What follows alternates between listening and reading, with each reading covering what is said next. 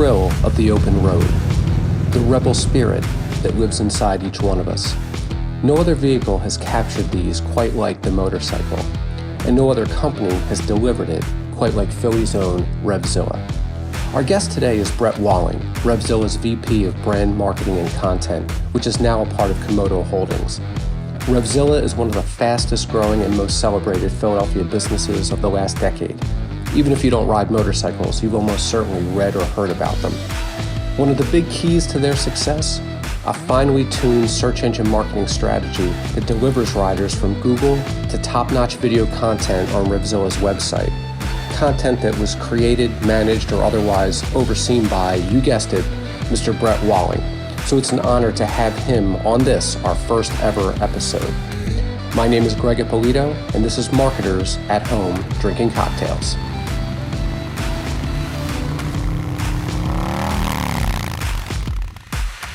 Welcome to the first ever episode of Marketers at Home Drinking Cocktails. I'm very happy to have with me today as our inaugural guest and guinea pig, Brett Walling, a very accomplished content marketer and all-around creative guy. Brett, thank you for joining us today for this first ever go at this. Yeah, absolutely, Greg. It's great to be here. Always fun to try something out new, and especially given the current situation, it's great to connect and talk a little bit about marketing at this point in time. Very cool. So before we dive into the question, and we are going to do this as a one question sort of format, but I want to ask, since we are marketers having cocktails, it's a Friday evening. What are you drinking tonight? So tonight I'm actually drinking beer because I technically don't have a cocktail. I only have beer tonight because in the state of Pennsylvania, and I don't know if you've had any more luck than I have had, but all of the liquor stores around my area are curbside service only, but you have to order well in advance to even have a chance of picking it up at the curbside. I also have a wife who's 22 weeks pregnant, so we don't have a ton of alcohol in the house to begin with. So I'm sticking with a Dogfish Head beer for tonight. Very nice. Very nice. No, we haven't had any better luck than you, just whatever we can get at the supermarket. So it's almost like, The Walking Dead, like there's 2 bottles of wine and, a loose beer over here. We'll grab whatever we can. But I am joining you with a Negra Modelo, which is a nice, almost like the anti-Corona, unintentional, right, unintended. So let's dive right into it. We were talking last week, I believe, about how quickly things have been moving in the COVID-19 era and how much of a struggle it's been for marketers. So I can't remember which one of us said this, but we were talking about how, if you look over the expanse of any given calendar year, you can start to see, you'll see the way culture trends, keywords trends, social media activity trends, and it stretches out, it ebbs and flows over months at a time. But since the stay-at-home orders have been initiated, and we're in the 8th or 9th week of that, time has collapsed. Things are moving very quickly, and we're seeing big shifts in culture in the span of weeks, not months.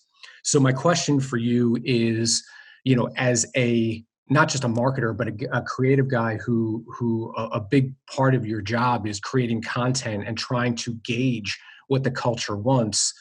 How are you doing that right now with things moving so quickly? That is definitely the $1 million question at this point in time. I think as you and I had just bounced around previously, right, as marketers, traditionally we would say, okay, let's look at the metrics and see what's happening, right? You mentioned trends. We typically think of, typical time cycles, for myself. So for context, I work in the motorcycle industry. I work for a major retail group, primarily specializing in aftermarket parts and apparel.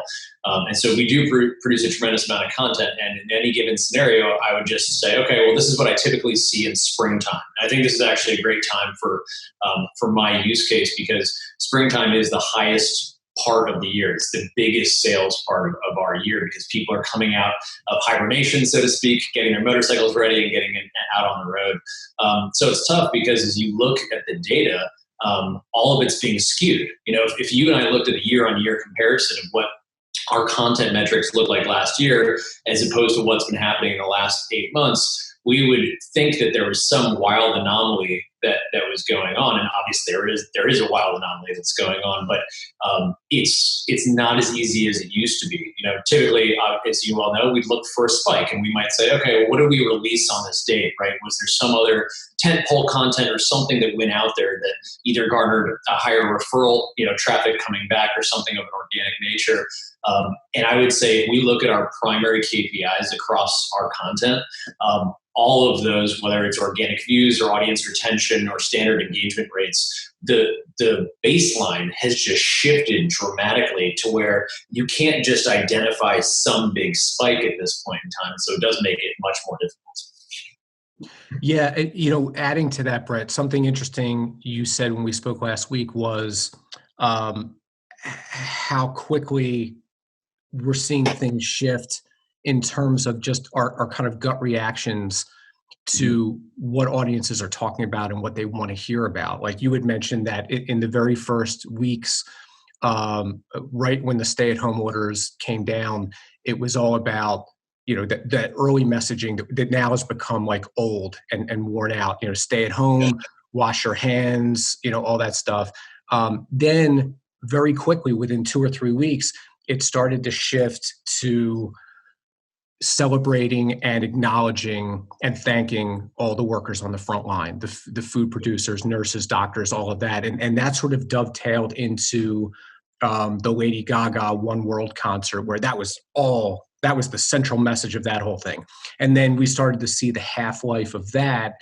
And now we're starting to see a new shift, which I want to ask you about in a moment. But it's funny, we do a lot of social media marketing for our clients, and it's the 8th of May. We're in the midst of pulling all of that data and doing the analysis of the social media activity for April. And indeed, anything that had anything to do with a celebration or a thanking of the frontline workers just went through the roof. What's dangerous about that, and I've been beating this drum for years now. We've, as an agency, resisted the term data-driven. We hate that term. And we know where people are coming from when they talk about being data-driven, but we don't like to implicitly put data in the driver's seat. We don't want to make data the driving force or the decision maker. We prefer to talk about being data informed, right? Because and it's funny when you think about analytics as being a synonym for metrics or for data. People talk, I'm looking at the analytics. Well, analytics implies that there was an analysis, but a lot of times you're just looking at numbers. So, if we were to look at this, and this provides a great case study for why you want to shy away from letting data drive everything without that analysis, without that human interaction and that creative thought around it. Because if we were to look at the numbers for April, the data tells us, go all in on the frontline worker, the celebration messages. And if we were to repeat what we were doing 2 weeks ago, I guarantee you, the data would speak otherwise, but I'm almost certain that we would fall on our faces doing that. So, and that goes down to, again, bringing us full circle to when things are moving so quickly, and you have to look at data with a healthy grain of salt and think about, all right, that was working 2 weeks ago. It was even working last week, but you started to see the numbers start to drop. How do you anticipate what people want today and what they're going to want next week and the week ahead, out from there? So what have you and your team kind of been doing to try to mitigate risk and try to predict the future, which of course is the job that we're all trying to do impossibly, but I'm curious about that.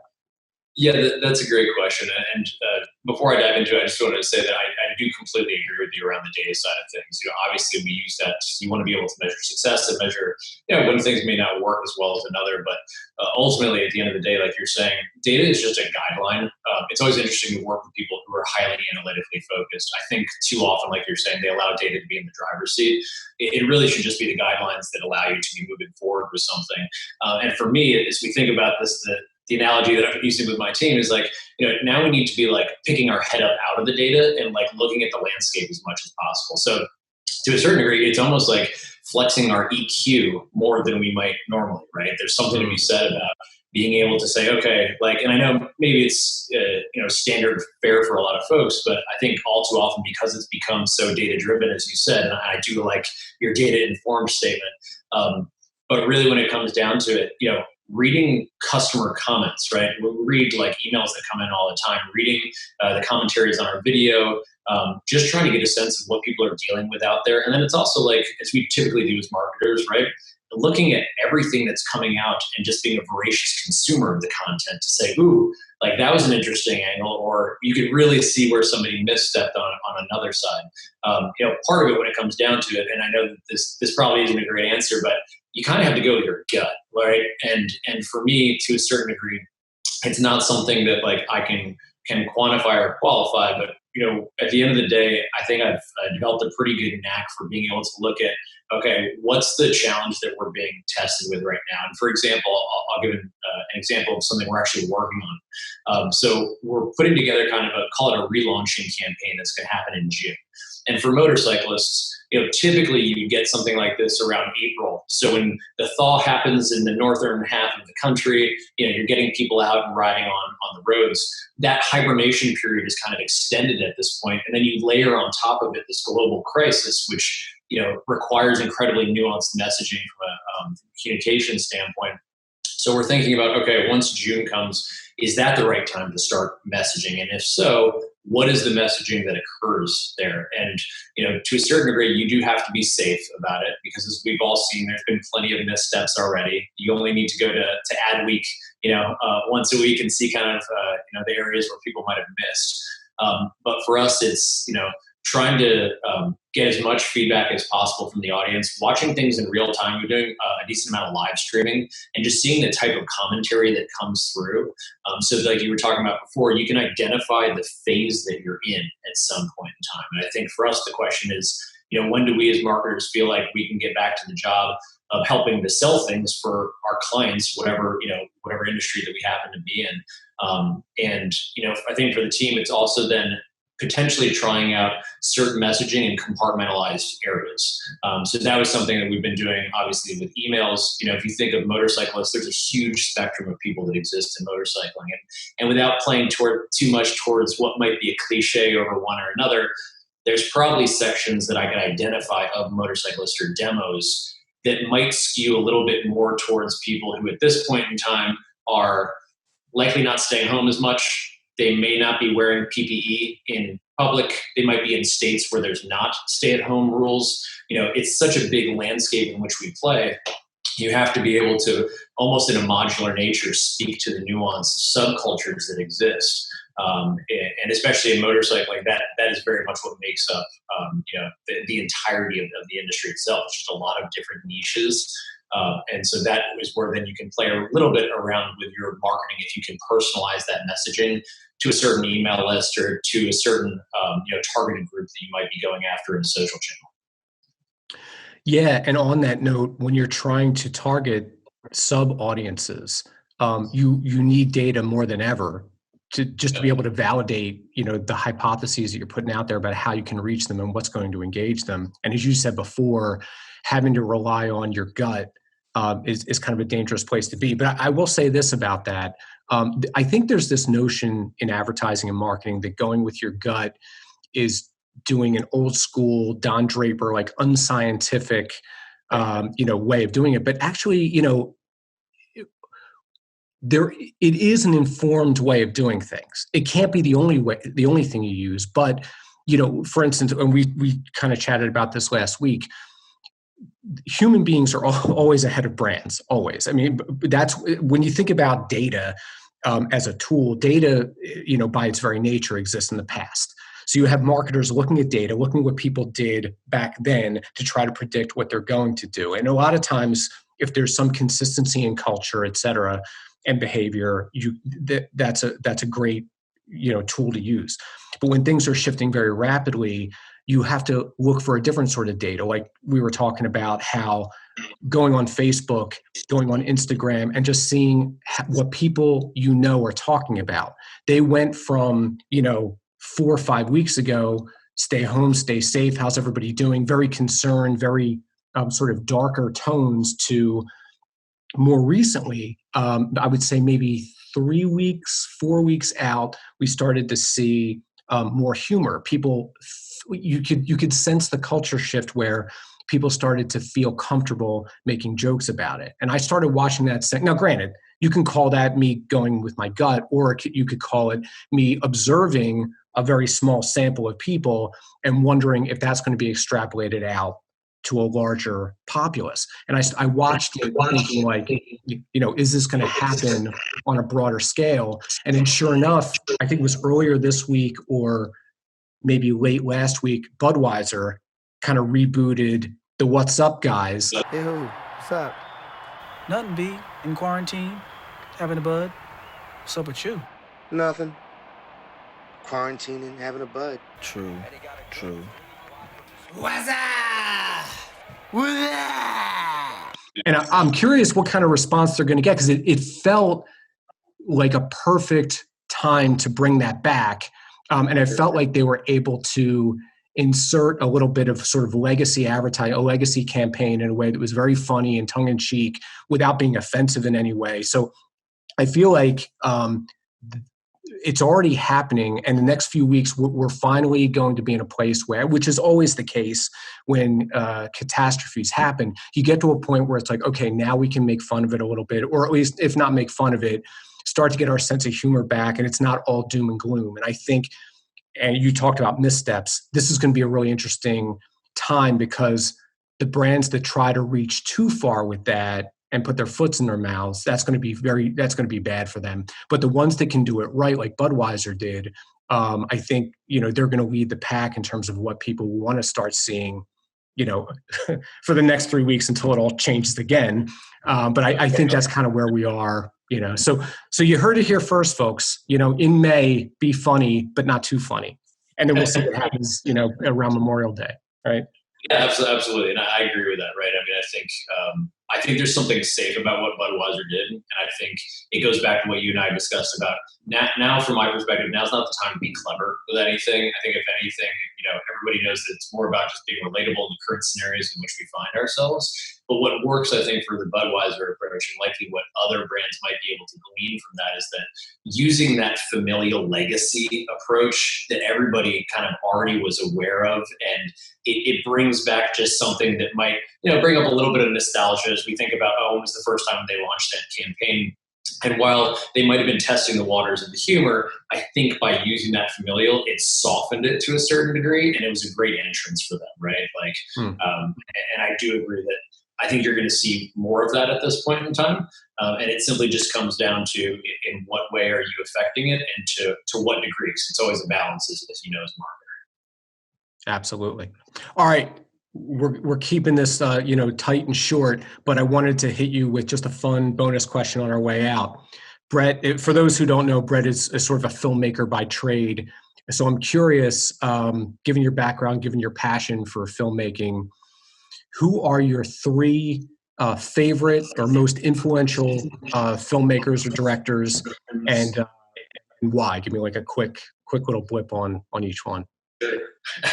That's always a difficult one for anybody who's Sure. who's passionate about any given kind of artistic niche. I think easily for me, and this may be a really boring answer, but Ken Burns is up there for me. I think that type, he's a director who was most impactful for me as a young person, because I think it just taught me that having great research is what creates depth of a story. And I think especially in the day and age in which we work, flashy doesn't tell a story, it's substance that tells a story. In addition to him, there's a director named Brett Morgan. He was actually the first director that I ever worked for. He's well known for a picture called The Kid Stays in the Picture. He went on to direct Diary of Heck about Kurt Cobain, and a number of others. And for him, he taught me really that films don't have to follow a standard formula, so to speak, right? He's very well known for using voiceover with archival imagery and different pieces that help tell an incredible story with avoiding the cliche of the talking head. And then lastly, to steer out of the non-fiction side of things, Wes Anderson is certainly a huge influence. I don't think I'll ever be as stylish as Wes Anderson, but he's influential in the sense of he knows what his style is and he goes after it. And I think especially as we talk about brands, brands at this point in time will pivot and try and go after something all the time, and they end up losing a bit of like what their ethos really is, and they end up actually like over correcting towards one thing or another. And I truly think that it's a great lesson that creating consistency with your consumers, so that your tone, your imagery, the experience, so to speak, is something that you can create that's familial to them. Yeah, Wes Anderson is one of those guys where, first of all, not to reduce him down to the Royal Tenenbaums, because I know he has a long and storied career, but you just reminded me that I haven't seen that since it was new, and I'm putting that on the list. That'd be a great one to take. One of my favorites. Yeah. But one guy who came to my mind, but as I was asking you the question was, and I don't even know if I can name three, but I think of Kubrick, because he's one of the few directors out there or throughout film history, and the only other one I can think of is Hitchcock, until you brought up Anderson, where the guy is his own genre. You can't really classify him as one thing. He's done so many different types of movies, but everyone has a certain aesthetic and tone. It's undeniably Kubrick. And somehow that doesn't get in the way of the story. It's not like it's like, okay, like you're so aware of the author, of the creator. It's there and you're happy to be in that world. And Wes Anderson is certainly a director very much of that ilk, where like, you're in his world right now and you're happy to be there. And it doesn't get in the way of, if anything, it only enhances the story he's telling. So very cool.